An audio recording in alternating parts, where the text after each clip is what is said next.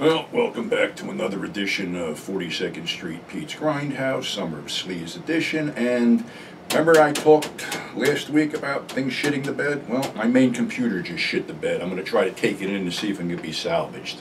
That's not the way I wanted to start off this week, but be that as it may, that's what's fucking going on, the never-ending shit cycle. Anyway, let's go back to 1983. Matter of fact, the 80s were really hot for a certain author, Stephen King, who had a lot of his books adapted to films. I don't know whether they were good or bad. The only one that really was really close to the book was The Dead Zone with Martin Sheen and Christopher Walken. Carrie was kind of scary at one point because nobody had ever done any of that weird shit before, like the hand shooting out of the grave.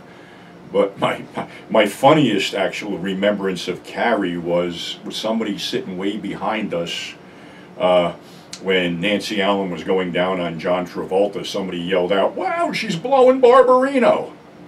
So that was pretty funny, I thought, but I got a sixth sense of humor.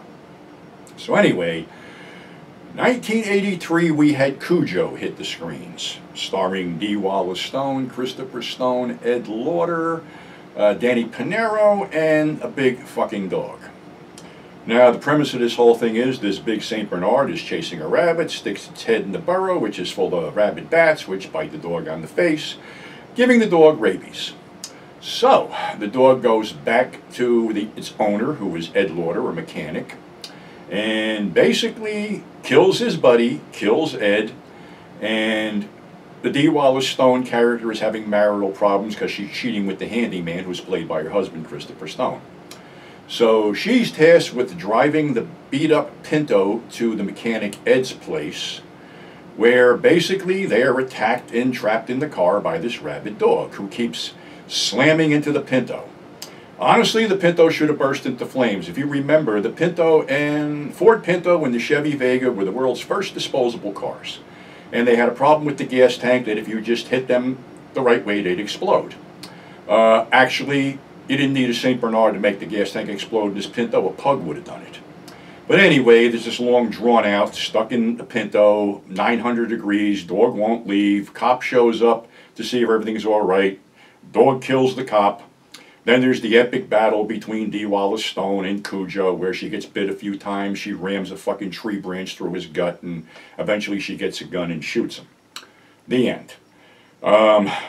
Too claustrophobic for me, and I really didn't like the book, but, you know, I gave the movie a second look, and guess what? It's probably in a box of shit that I'm going to flea market somewhere.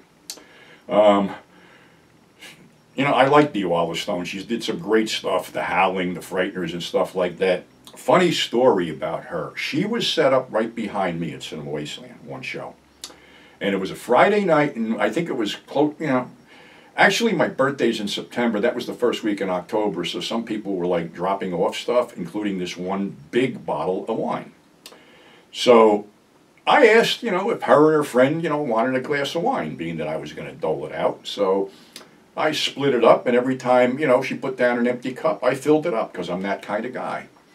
Well, she sort of got shit-faced in the elevator. That's what I heard. She had a little freak out in the elevator. So that's, you know, and the other story is I had a brick of E.T. toothbrushes, like a dozen toothbrushes shrink-wrapped in a brick.